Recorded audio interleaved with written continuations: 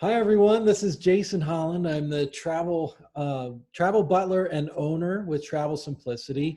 I'm very pleased to introduce you to a friend of mine. And you're in for a special treat today because we are going to the seventh continent. We are going to Antarctica. So Laura, hello and welcome.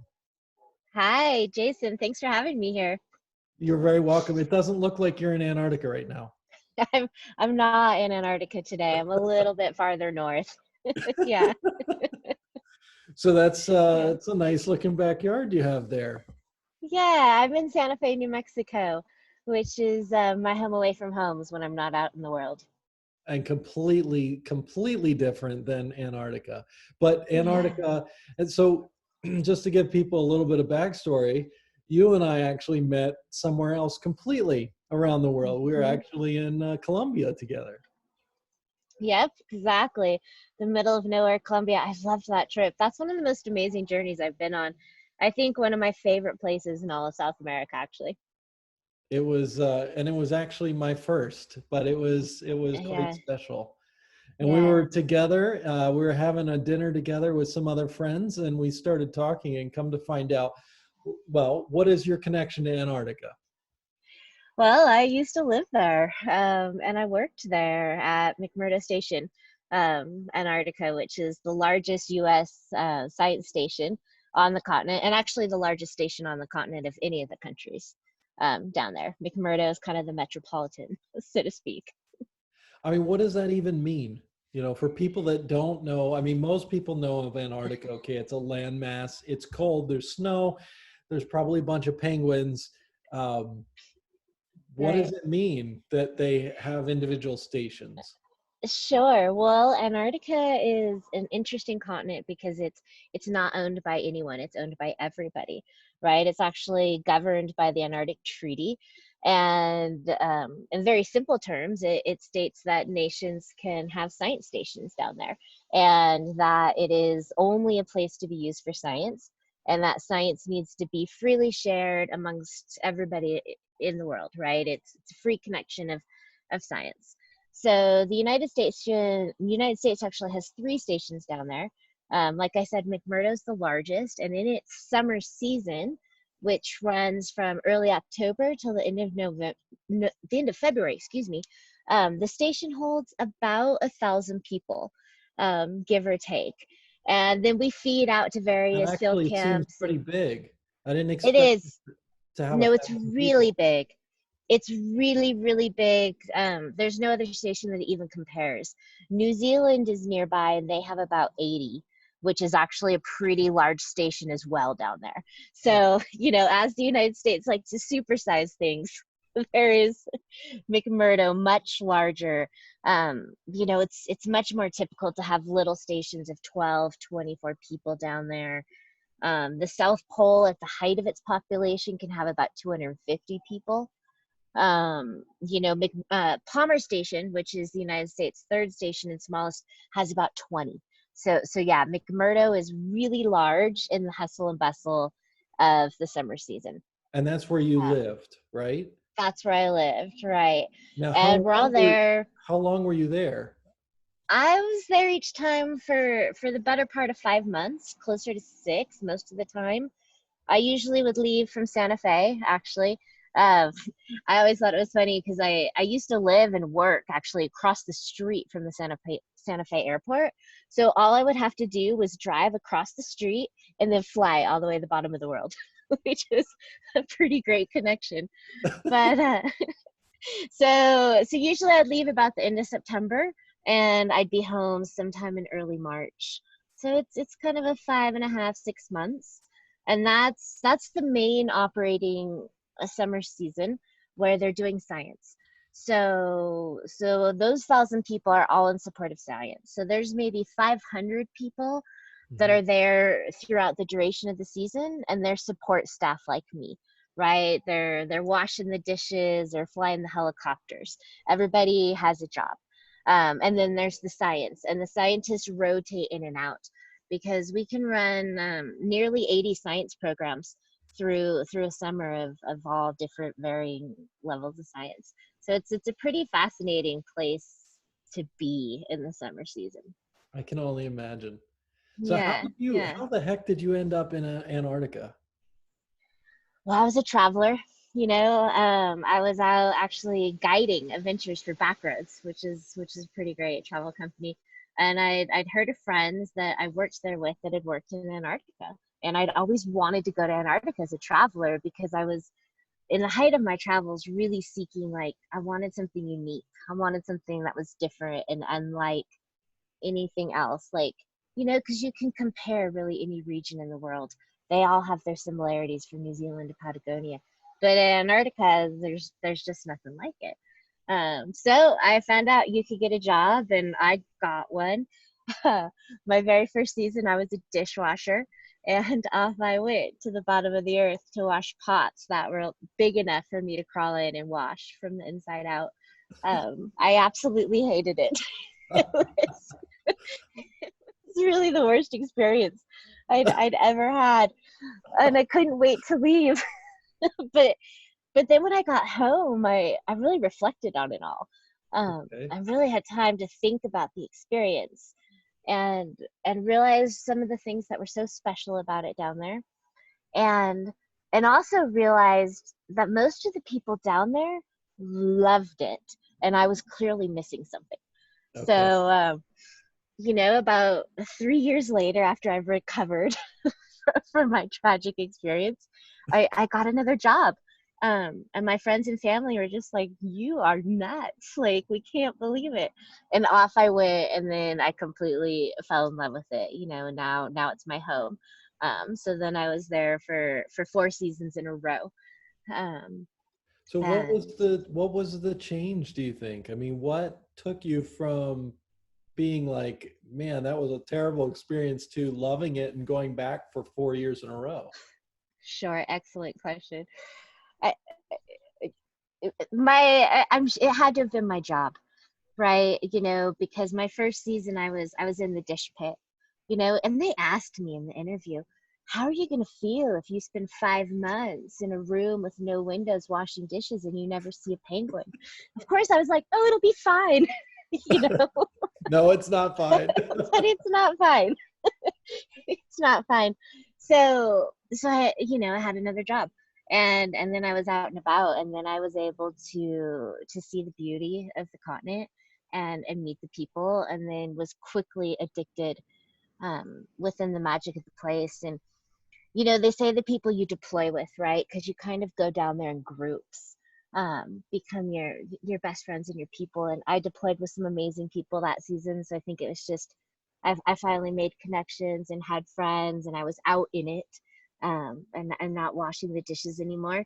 And so then I was able to appreciate, like, the amazing things that it has to offer down there. Um, so that changed. That makes sense. I mean, Yeah. I would think when you're in the bottom of the world, you want to connect with some people at least. You want to connect. Yeah, and that's an amazing thing about there that I've actually been thinking about a lot, like in the light of current world events presently, Mhm. is because down in Antarctica, right, life is very simple. Like, we don't run out and do all these errands. We can't just go get whatever we want. There's no store. You can't go pick it up. Yeah. And it's really just about communicating with the people that are close to you, and having really great conversation, and finding and making your own fun. I mean, that's what Antarctica is about down there. And you work hard, right? You work a 54-hour minimum contracted week, but when you're not working, well, then you're not working, and you don't have to go to the do your dishes, or go to the grocery store, or go get gas. There's no daily life errands. Everything else is provided. So then you can just kind of sit down and simply enjoy the rest of life. So it gives you more time for all of life's pleasures, really. That's great. Well, I had to ask you if you had some pictures to share. Do you have a few? Yeah, well, let me show you. And it gets into kind of, everybody down there has a job, right? You can't take your husbands or your kids or your friends. Like, you fly down there in the belly of a C-17 aircraft, it's a military mission, and you show up and you do your job. So I worked in the shuttles department, and shuttles department is responsible for transporting people from the station, that's actually a small island, out into the remote airfields on the ice shelf. And then from those ice shelves, we connect people to other parts of the continent. Okay. So in the shuttles department, I was very lucky to be a large vehicle driver. So I drove Ivan the Terror bus. And Ivan, there's about 7 of them in the world. And he is a beast, as you can see, like a Ivan, is 67. that what you said? Yeah, Ivan the Terror bus is his name. Now, did you Uh, name the Terabus Ivan, or was no, it already named? no, I don't even know. I don't know if you can see in the picture, but it's even on the right side of the driver's door over here. That's It's in there. Yeah, so he's about 21 years old, and he's pretty much an icon of McMurdo, right? huge. Because you arrive, you get off of one of these aircrafts. This is one of the 2 aircrafts you can arrive at down there, and then we load you onto this passenger transport, and we drive you into town. So I spent 54 hours a week driving. I wasn't always in Ivan. We also drove souped up vans, or these big box deltas left over from the military in the 80s, that are a wild ride. Completely wild ride. I mean, you can have Air National Guardsmen that have been going down there for 20 years, kind of howling and crying like babies in the back of a delta. It's interesting because you're driving on ice in the summer season. So as the summer moves on and the road conditions start to melt, it can be quite a wild ride, if the ice starts to melt. So that's where you've got these big beastie balloon tires down here that are like 6 feet. Like I can curl up in these tire wells. Wow. So Well, you can see yeah. standing beside it how huge that thing is.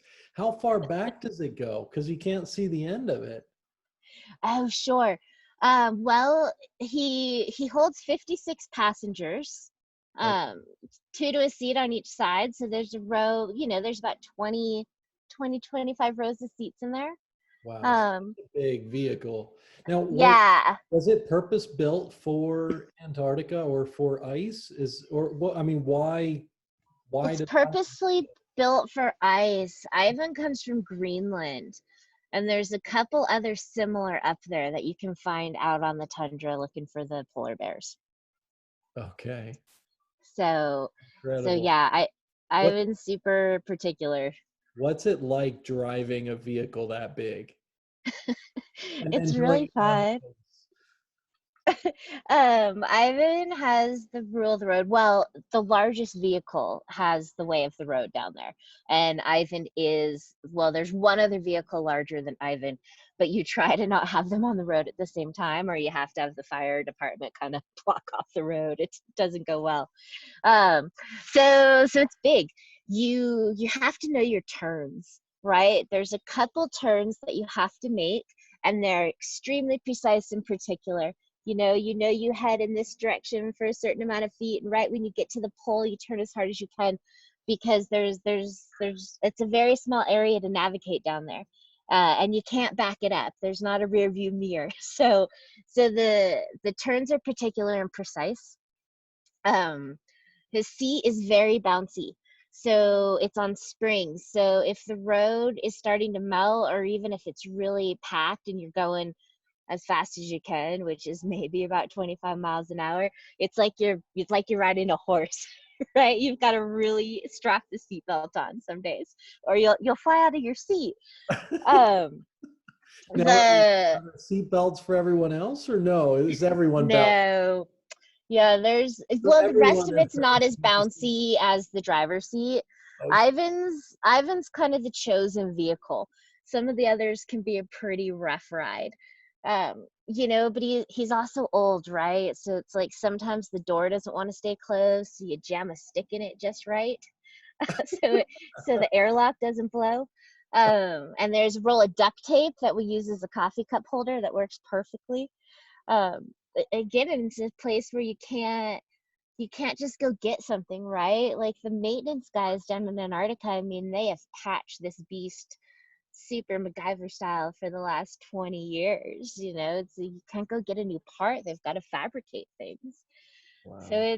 it's really fun. And you know, kind of one of the favorite parts for most shuttlers of shuttling, and I was really lucky since I drove Ivan that I got to do it a lot, is you go out to the airfield and you pick the passengers up that are arriving. So you see the people that have never stepped on the continent before just like get off in this awe, you know, or you see the people that have been coming down for 20 years and they're kind of like, oh, here I am, you know, but Right. it's great to see people when they arrive. It's that's a pretty cool thing to be able to do as a driver down there. Wow. That's special. Yeah. Yeah, it's a special place. I didn't pull many other pictures for you guys today, but I do have a video I can share of Oh, you. okay. All right. Um, and it's like my very favorite day, well, really in the world, but definitely in Antarctica. So, you know, like I said, everybody works a 54-hour minimum contracted week. Most people are working 6 days a week. Mhm. There's some opportunities for recreation, but not a lot. Um, so what they have down there is this thing called a boondoggle. And what a boondoggle is you get a day off of work and you get to go out with a scientist, right? And go do something else. And the boondoggles can range from anything from like, you know, riding in a truck right out of town with a scientist that's like testing the flow of water with a ping pong ball. No kidding, true story. Um, you know, to the dive holes of where the seals come up, to helicopter rides through the dry valleys, like stuff that the BBC crew and only David Attenborough gets to do, or to the day I got to do, which some call like the luckiest day on the continent. It was like an epic, unheard of boondoggle day. Um, they called me. They're like, "You've got 10 minutes to get yourself together." Wow. And I was on an airplane, a little fixed wing, right? There's three other people and two pilots. And we were on our way to a place called Cape Hallett. I'd never heard of it before. It was about a 4-hour flight, an incredible flight because it's like a bush plane. So we're flying right over the top of Antarctica and just seeing like the ice textures in the ocean and how the ice is formed on the continent. And then we arrive at Cape Hallett, which is a penguin colony of nearly 70,000 penguins Wow. in a backdrop that's like something you only see on the movies. Like you don't think it exists in Earth. And it's so special because it's actually an Antarctica protected place. So this science team is only allowed to go there once every 5 years to monitor their weather station. Well, So it talk was about just a like this. very, very, very unique experience then. Yeah, it was really amazing to be able to go and do this. And let me find it on my screen buried in here. Here it is. And hopefully you guys can hear the volume when I play it. Penguins are super noisy, chatty little things. But you can see there's one other person out there. Oh, I see. I still see Ivan. Oh, did it not go? No, I still see Ivan. Huh. Well, that Maybe stop, is. maybe stop sharing the screen and try it again. Yeah, let's try that again. Sorry, guys. All right. Did you hear it? No, no. You didn't hear it either. I wonder if it won't work. Let's see. Let's see. Oh, there All you go. right. I Can you see. see it? I see penguins. Okay. Yep. Let's see if you can hear it now too.